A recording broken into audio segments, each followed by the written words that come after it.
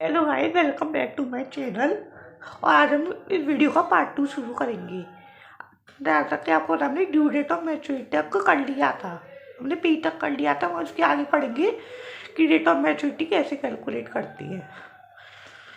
जैसा कि आपको पता है कि जैसे हम क्रेडिट पे सामान देती हैं तो हम मंथ्स में या डेज में क्रेडिट में सामान देते हैं, कितने महीने या दिन बाद आपको ये पैसा हमें देना है।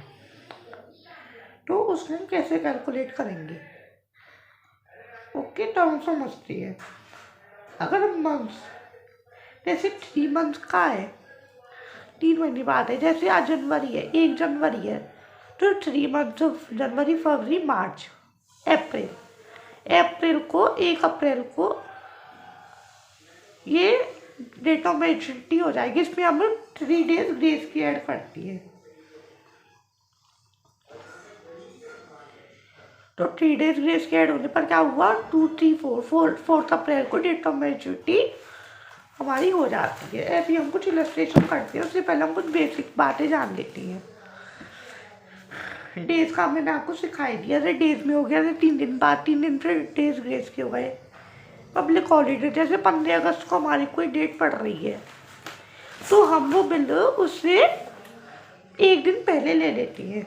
जैसे 15 अगस्त पड़ रही है, आपको 15 अगस्त का कोई बिल पड़ रहा है तो हम उस चीज़ को 1 दिन, उस बिल को 1 दिन पहले डिस्काउंट करा देंगे। इमरजेंसी हॉलीडे जैसे कर्फ्यू लग गया, इमरजेंसी हॉलीडे पे जैसे कोई कर्फ्यू लग गया तो हम उसको 1 दिन बाद डिस्काउंट करा सकते हैं। मैं आपको इलस्ट्रेशन कराता हूँ।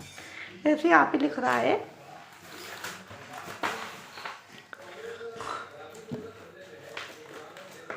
1 जनवरी 2017, ठीक है। तो उसके 2 मंथ्स बाद हमें कोई बिल है हमारा, तो 1 जनवरी के बाद क्या हो जाएगा, जैसे हमारा 1 जनवरी 2017 है आज, और उसके हमें 2 दिन बाद कोई बिल पास कराना है तो उसकी ड्यू डेट क्या होगी। जनवरी के बाद 2 महीने कौन से पड़ते हैं, फरवरी, मार्च, और 3 डेज ग्रेस के ऐड कर दो। 2, 3, 4 मार्च को हमारा वो बिल ऑफ एक्सचेंज, हमारा ड्यू डेट हो जाएगी। 28 जनवरी 1 मंथ, तो 28 जनवरी के बाद क्या आता है, 28 फरवरी, और उसमें 3 डेज ग्रेस के, 29, 30, 31, और 31 फरवरी। 23 नवंबर के 3 महीने, उसके बाद नवंबर के बाद क्या आता है, दिसंबर, जनवरी, फरवरी। 23, 24, 25, 26, ये भी क्या जाएगा हमारे 26 फरवरी। 1 दिसंबर और उसके 4 मंथ, जनवरी, फरवरी, मार्च, अप्रैल। 1 अप्रैल और 2, 3, 4, तो कितने आ जाएगा, 4th अप्रैल। ऐसे हम 3 डेज ग्रेस केयर करते जाएंगे। 15 जुलाई, 60 डेज। सितंबर, 15 सितंबर, बस 18, 3 डेज ग्रेस के, 18 सितंबर।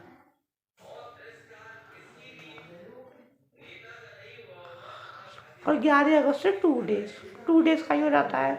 12, 13, 14, 15, 16, इसके बाद है कि 16 अगस्त। ओके, तो ये कुछ इलस्ट्रेशन थे।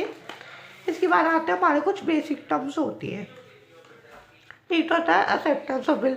जैसे ड्रॉइंग ने वो बिल बनाया, उसने ड्रॉइंग ने एक्सेप्ट कर लिया, तो वो हो जाता है एक्सेप्टेंस ऑफ बिल। इसकी कोई एंट्री नहीं होती। टेन्योर ऑफ बिल का मतलब होता है टाइम, टेन्योर का मतलब होता है टाइम, और इसका मतलब होता है कि वो बिल कब तक का बनाया, और इसकी भी कोई एंट्री नहीं होती।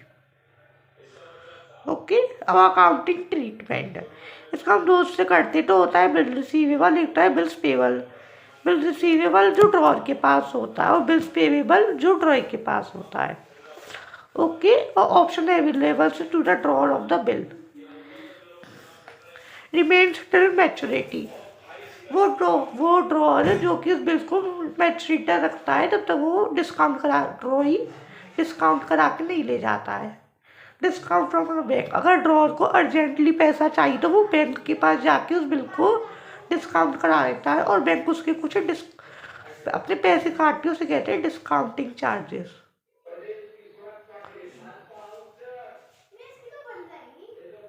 एंट्रोसमेंट ऑफ बिल, अगर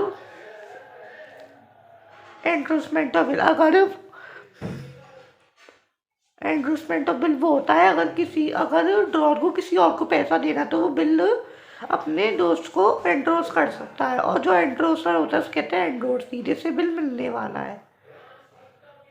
और the build sent for collection, आप अपने किसी अकाउंटेंट को आप अपना जो बिल है वो बिल अपने बैंक को दे सकते हो, और जब मैच्योरिटी आएगी तब वो बैंक आपको पैसे ला के दे देगा। तो ये था मेरा पार्ट 2। अगली वीडियो आपके पास जल्दी पहुंच जाए। Thank you. Please like and subscribe my video.